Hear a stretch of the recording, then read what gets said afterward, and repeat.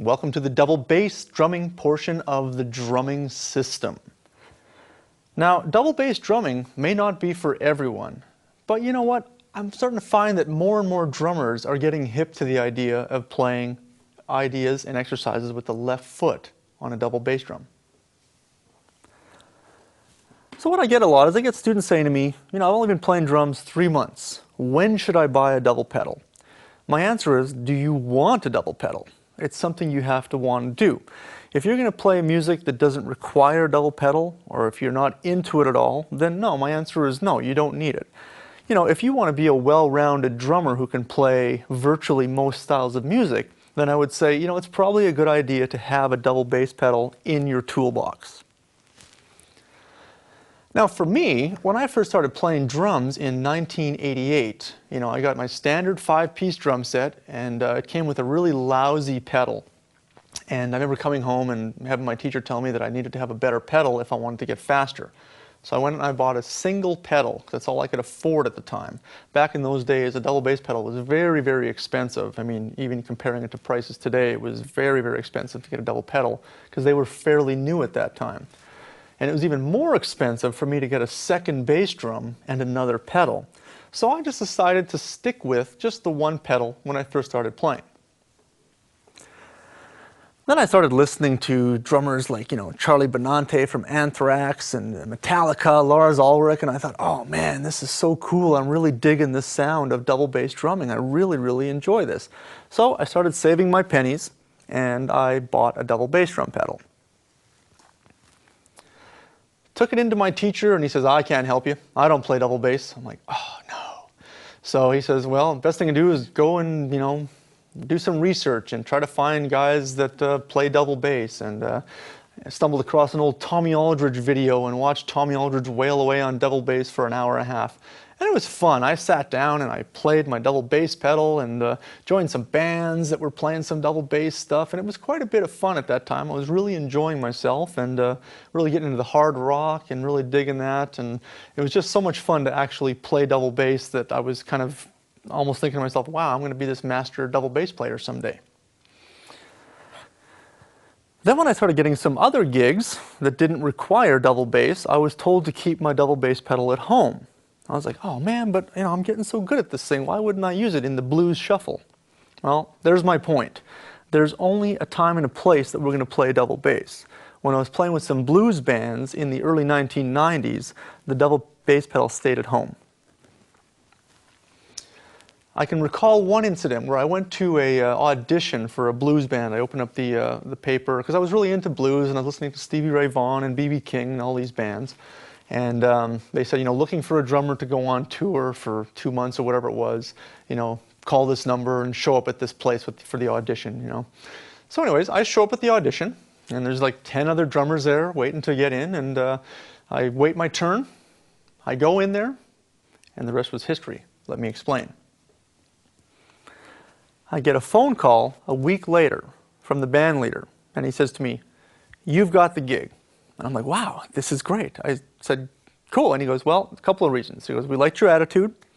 He says, you knew a whole bunch of Stevie Ray Vaughan tunes and B.B. King tunes, and you were one of the few drummers who did not bring a double pedal.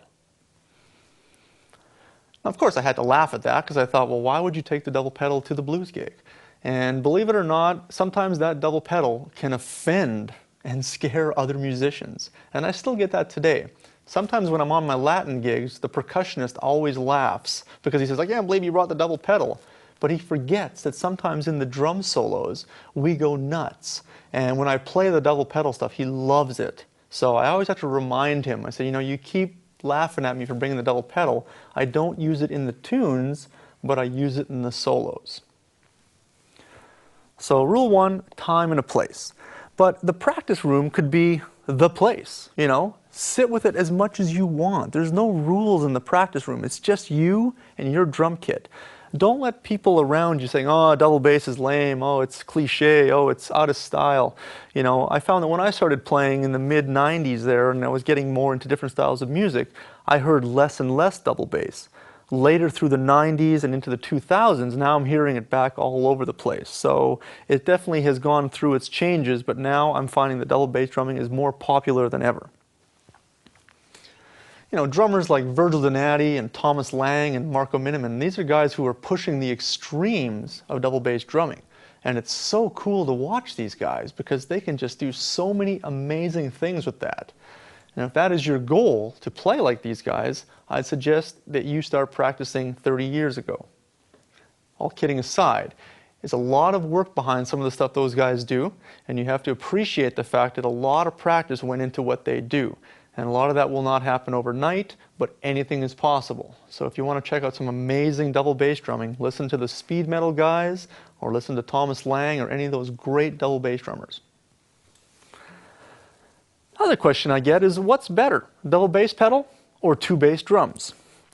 Well, I prefer the look of two bass drums. I think there's nothing cooler in a rock band than two big, ginormous bass drums with toms all over the place. I mean, even though sometimes people label that as the 80s look, I still think it's really cool. You know, Mike Portnoy, Lars Ulrich, all these great drummers, Terry Bozzio. I mean, I think Terry Bozzio has like 6 bass drums, and it just looks so cool, you know? So if you can afford the look, awesome, go for it. The other thing about having two bass drums, though, is you really have to learn how to tune them exactly the same. And that's a tricky thing that I've found. In my earlier years of playing, I did have two bass drums, but they were different. Because I remember on the one drum set that I had, for me to purchase a second bass drum of the same quality and brand name was quite expensive. And at the time when I didn't really have much money, I was like, well, I'm going to just buy a cheaper one just so I have the look of two bass drums. The only downside to that is I could not get them to sound the same. I think one was maple and one was mahogany, so they completely sounded different. You know, the only thing they had in common is they're the same color. But the problem with that was that when I played them, instead of going do do do do do do do do do, it was like da do da do da do da do da do da do. So I couldn't really get used to that sound very much of having them completely different. I had a bit of a challenge trying to get them to sound the same. So if you are the kind of drummer who wants two bass drums, make sure you use the same drum heads, make sure you use the same beater, make sure you muffle the bass drums exactly the same, and just really make sure that everything is exactly the same, because it's going to be so tough to get a really crisp, clear sound out of two bass drums that's going to sound identical. Well, this day and age, I'm not really a van guy, and I don't have a minivan. You know, I drive a vehicle that fits all my drums, and I can pretty much get a 5 to 7. If I need to get an 8-piece kit in my car, I can do it. That's with one bass drum. With two bass drums, it's not going to happen. Unfortunately, it won't happen because I just don't have a big enough vehicle. So if you're traveling around with two bass drums, make sure you have a big enough vehicle, you know, or some friends that can help you haul your gear around. So there's no real downside to it. There's just pros and cons. And I don't like to even use the word cons because, you know, if you can do it, go for it. There's no wrong. There's definitely no wrong.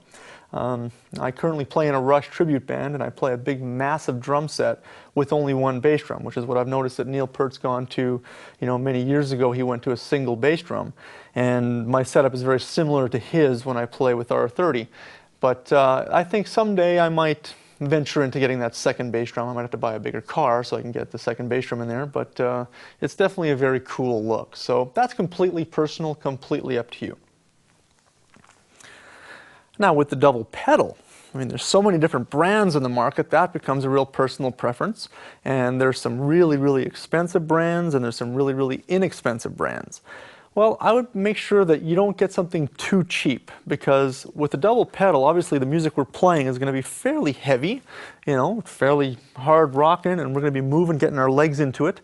So you don't want something that's going to fall apart on you in 2 months. You know, many students of mine say, hey, I just saw a double pedal at the music store for $100. I'm like, a double pedal? And I go, well, yeah, maybe you might want to start at, I'm just guessing prices here, but maybe around $200 or more. I mean, I find that a lot of decent double bass pedals will start at around $300, $400, but that's just my guesstimate on that. So one thing you want to make sure of is that the tension of the springs is exactly the same on both pedals. Because if you have one that's too tight and one that's too loose, that could cause a bit of a problem for you. Now for me, when I started playing double bass again after not doing it for probably around 7 years, obviously my right foot was a lot stronger than my left. So I set up both pedals exactly the same, which kind of actually, I learned something about that because I realized my left foot and left leg wasn't as strong as my right. So my right leg had no problem pushing down the pedal, and my left leg, because it was weaker, had a problem pushing down the pedal. So I actually loosened the tension on my left pedal, just so I could get used to playing that, and I kept the right one the same. And as I developed, and just playing single stroke roll with the feet, as I started to develop the left foot a little better, I would tighten the spring a little more each week until they eventually were exactly the same. Because just like the hands, we want our feet to be exactly the same, especially if you want to be a master double bass player. It's just like having a weak left hand, and for drummers who want to have a great, rudimental technique and they want to be able to play all these fast chops around the drums, we develop the left hand or the weak hand. Or for your left-handed drummers, it's just the opposite. So same thing with the feet, is you want to make sure that your left foot gets as strong as your right, or if you're left-handed or left-footed, make sure that your right foot becomes as strong as your left foot. It's very, very important. So that's the key, is to make sure that everything starts to work in time. And as you evolve in your playing, you're going to change your technique. And that's not a bad thing. Just because one person says one thing, it doesn't mean that's the rule. I've been constantly changing my technique, my setup, my seat height, my spring tension almost every year to see what's working for me. Sometimes I'll go back to the old, sometimes I'll continue with what's new. If I find it's working, great. If I find it's not working, I'll wait a bit of time to see, is it working? Will it work more in the next few months? If I find that I'm struggling and struggling and struggling, I might find a way to make a change. One other important factor about double bass playing is your seat height. Now that's another thing that's very personal. You have to decide where you want to sit in order to make your feet play to their fullest potential. I used to sit very low and found that caused me a problem because the weight of my legs was just too much on my lower back. My lower back was constantly getting sore from playing double bass. I was getting tired, my hips were getting sore, everything was just not working. Raised my seat 6 inches, less fatigue, less pain, a little bit easier to play. Raised it up a little more, wow, even better. Raised it up more, too far. I found that I was kind of hunched over the drum set and I felt I was going to fall onto it, so I had to lower the seat a little bit. So once again, there's no real rule book of how you're going to sit down and play double bass. And it's also the positioning of the pedals. You don't want to have the pedals so far away from you that your legs have to reach for the pedals. You don't need to have the pedals so close to you and bring your bass drum in so close that your snare is basically hugging you right against the stool. It's all about being as comfortable as possible. I've got students who are 4'2", and I got one guy who's 6'8" with a size 14 feet. And you just see the different physical aspects of how they sit behind the drums. And that's something that I always watch when I'm teaching. I have 2 drum sets side by side, so I can look and see and go, okay, I can see how this guy, and I'll check their posture. I'll say, sit back a little bit, try this, raise your seat, lower that. And they look at me and they go, oh, well, you're sitting low. Hey man, I'm not 6'8" with size 14 feet. You gotta I wanna see if this is gonna work better for you. So, it's good to every now and then maybe throw a mirror up beside you, you can check your hair out while you're doing it, and make sure that everything looks comfortable. You don't want to be hunched over, you don't want to be leaning back. I see guys that are playing double bass and they're like, well, don't do that because that puts way too much strain on your back, and we don't want to start developing back problems playing drums. So all about relaxing, that's the biggest thing. If your seat's not working for you as far as height, you obviously you adjust that. But one thing that I also noticed is I've gone to almost like the motorcycle style of seat. It's a little more comfortable because something that I need to do when I'm playing double bass is really gain my balance. And if I'm playing on a round seat or a very small round seat, I feel like I'm tipping over all the time.